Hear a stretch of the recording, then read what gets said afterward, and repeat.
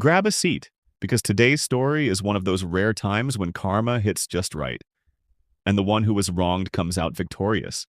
The narrator's mother-in-law demanded control over their finances, so he let her pay for her daughter's divorce. And everything unfolded exactly as he intended. He and his wife had a decent life for 4 years. Nothing fancy, just comfortable. They both worked full-time, split expenses fairly, and he managed the finances. The problem? His mother-in-law. From the start, she made it clear he wasn't good enough for her daughter, throwing subtle insults about his career and their home. His wife would just say, "That's just how mom is," and try to keep the peace. But over time, her interference got worse.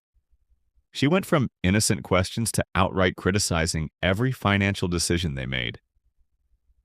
The breaking point came when she showed up unannounced, sneered at their new furniture, and lectured them for being cheap instead of frugal. She insulted their coffee table, their couch, even their choices. His wife said nothing. Later, at a family dinner, mother-in-law gloated about her cousin's upscale house and mocked their modest savings plan, claiming they didn't understand wealth building. She pushed her own financial advisor on them, texting links and demanding meetings. He handled it all, growing more frustrated by the day. Then she called him directly, demanding a joint investment account she could monitor to protect her daughter's future. When he refused, she threatened to cut her daughter out of her will. The tension exploded when she showed up with her advisor unannounced, ready to dive into their finances. When he refused entry, she caused a public scene, but finally his wife stood up to her mother and told her to leave, shocking them all.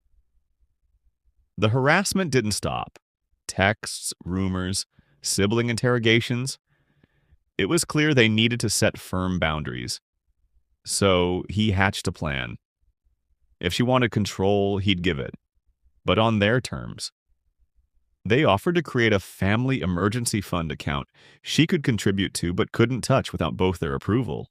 She eagerly signed the paperwork without reading the fine print and poured $25,000 into the account.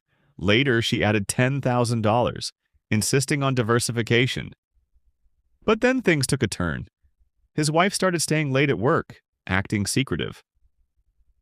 One night, he saw messages from a man named Mike. It wasn't just friendly texting. She'd been having an affair for 2 months. When confronted, she broke down, saying she felt suffocated and needed excitement. He told her to pack and leave. No more second chances after years of enduring her mother's disrespect and now this betrayal. She threatened to tell her mother he was stealing the emergency fund money.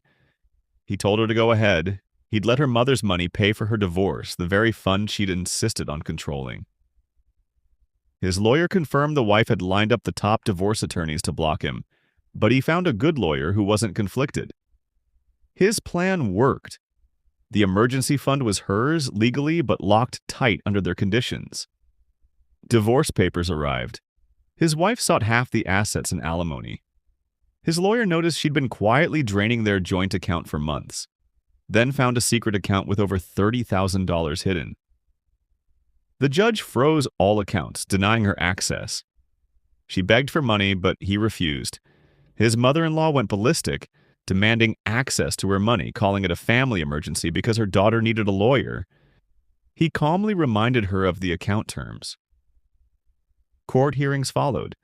The judge awarded him all joint funds plus 70% of the hidden account, since she'd tried to hide assets and act in bad faith. Alimony was denied, and she was fined for deception. The family emergency fund was split evenly since mother-in-law had gifted it to both. 2 months later, his ex-wife called broke and desperate. The divorce had drained her financially, and she had nowhere to turn. But this time, the narrator had the upper hand, and a story where the meddling mother-in-law's obsession backfired spectacularly. The money she tried to control ended up funding her daughter's downfall. Karma sometimes doesn't just bite, it claws back.